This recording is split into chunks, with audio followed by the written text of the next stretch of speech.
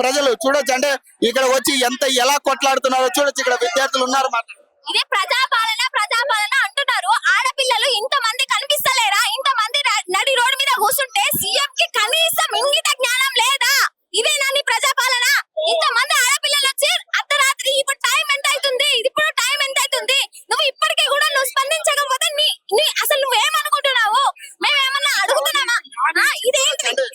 నీ అవసరానికి వస్తావు, హామీలు ఇస్తావు, అన్ని చేస్తావు. ఇప్పుడు ఇంతమంది అమ్మాయిలు వచ్చి కూర్చుంటుంటే నువ్వు కనీసం స్పందించకపోతే, ఒక మంత్రి స్పందించకపోతే మేము ఏమనాలి? మేము నీ ఆస్తులు అడగట్లేదు, ఏమీ అడగట్లేదు. గ్రూప్ 2 పోస్ట్ పోన్ చెయ్యాల్సిందే, వెబ్ నోట్ ఇమీడియట్ గా ఇవ్వాల్సిందే. అంతవరకు మేము ఇక్కడ నుంచి కదిలేదే లేదు. ఈయనే పంటము, ఈయనే సస్తము, నీ పేరే ఉంటది.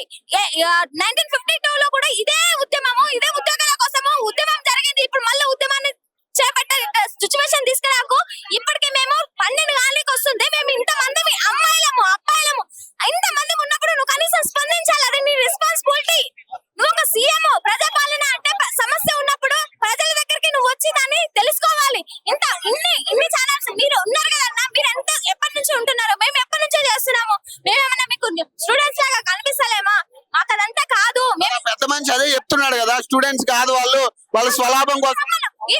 నీకు నిజంగా తెలుసుకోవాలని ఉంటే నీకు నోటికి వచ్చినట్టు మాట్లాడడం కాదు. నువ్వు వీడికి రా, నువ్వు వీడికి వచ్చి చూడు. మేము హాల్ టికెట్స్ పెడతాము అని అంటున్నాం కదా. మేము హాల్ టికెట్స్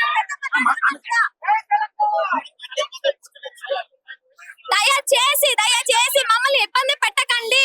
మేము పోస్ట్ పోన్ అడుగుతున్నాము. నీ ఆస్తులు వద్దు, అంత వద్దు, మాకేమో. ఒక ప్రైవేట్ కాలేజ్కి వెళ్ళి మీటింగ్ పెట్టిన వ్యక్తి మరి ఓయూకి వచ్చి మీటింగ్ పెట్టొచ్చు కదా, మరి ఎందుకు రా? ఇప్పుడు అశోక్ నగర్ కి నువ్వు రా. మేము అప్లై చేసినప్పుడు ఊకేనే ఎగ్జామ్ కి రానియరు. మాకు ఒక రిజిస్ట్రేషన్ నెంబర్ ఇస్తారు, మాకు ఒక నోటిఫికేషన్ నెంబర్ ఇస్తారు, మా అప్లికేషన్ ఉంది, అవన్నీ చూపిస్తాం.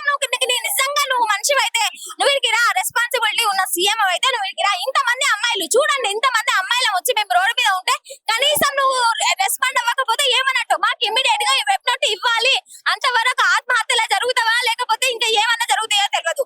అమ్మా, ఏంటి పరిస్థితి అంటే చూడొచ్చు. అంటే దగ్గరకు ఒక అమ్మాయి కూడా ఆత్మహత్య యత్నం చేసిన పరిస్థితి కూడా చూడొచ్చు. ఆ వ్యక్తి అమ్మాయిని కూడా హాస్పిటల్లో జాయిన్ చేశామని చెప్పడం జరుగుతుంది. మరి ఆ అమ్మాయి ఆరోగ్య పరిస్థితి కూడా కొంచెం విషమంగా ఉందని చెప్పడం జరుగుతుంది. మరి దీని మీద ప్రభుత్వం ఇప్పటికైనా స్పందిస్తుందా లేదా? ఏంటి పరిస్థితి అంటే విద్యార్థుల పరిస్థితి ఏంటి? రేపు మళ్ళీ వీళ్ళు కొట్లాడాల్సిన పరిస్థితినా లేకపోతే ఏంటంటే న్యాయం జరిగిద్దా జరగదా? వీళ్ళు ప్రధానంగా డిమాండ్ చేసేది కూడా ఒకటే.